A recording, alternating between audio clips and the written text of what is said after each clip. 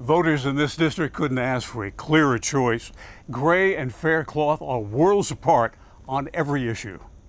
John Faircloth has spent a decade in the North Carolina legislature. Brandon Gray making his first bid for political office. They have different views on everything from Medicaid expansion to Confederate monuments to Black Lives Matter to teacher pay. How much more would you have voted for if you were in Raleigh? Well, what was passed last, it was $250, and I thought that was a slap in the face to our educators, and educators have came to me. We've got to be willing to invest enough to make sure that our children have a good education. But we also have to have command of the dollar, if you will, so that we don't overspend in one place. One place Republicans worry about overspending is on Medicaid. Democrats want North Carolina to add several 100,000 people to North Carolina's Medicaid coverage. One of the biggest ones that I'm fighting for is expanding Medicaid, because as a kid, I had Medicaid and it gave me access to the life-saving health care that I needed, but that my family couldn't afford. And that's one of the biggest things I'm advocating for. Have your thoughts on Medicaid expansion changed at all in the pandemic? I want to see a resolution of this health care situation. You say you want a resolution, but I'm not clear on whether or not you want Medicaid to be expanded or not.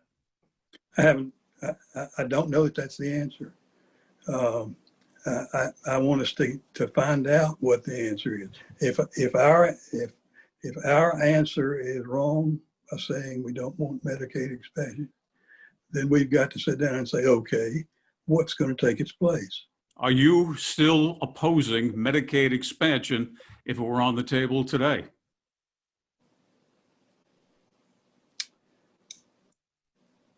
I probably would. What do you think North Carolina should do about its Confederate monuments? I think that there is absolutely a place for them in a historical context, and I think we should be leaving that up to the local governments to decide what they do with their monuments. I don't think it should be in the lawmakers' hands. It should be in the hands of the towns that they're in. I hate to see us lose our history. Faircloth's response is more complicated. He says he wants to preserve history, but at the same time, not make anyone, quote, uncomfortable. So you don't want them moved into a museum or a cemetery. You would rather them be where they are right now. No, I don't have a problem with moving them to another place. If there's a place that is satisfactory. Moving monuments to a, quote, satisfactory place for cities like Graham and Lexington remains an unsolved problem. What is your perspective on the Black Lives Matter movement? I wish it weren't so violent. I think what they're trying to do or purport to do is probably needed. We need to work together more. We need to see our fellow citizens, no matter what color they may be, where they come from. We've got to live together. I absolutely believe that Black lives do matter. I understand their concern with everything that's going on in the world and in the country. Do you believe that police treat the Black community and the white community the same? I think majority of the officers do, but I also advocate for more training for our law enforcement so we can continue to make our communities as safe as possible. Do you think that police in general treat the Black community and the white community the same?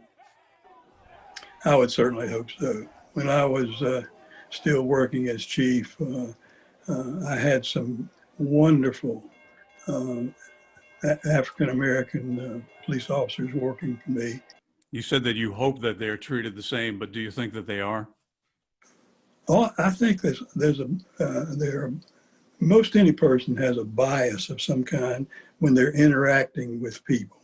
Well, not necessarily Black people, but any people. This district covers the western part of Guilford County. It is the 62nd district.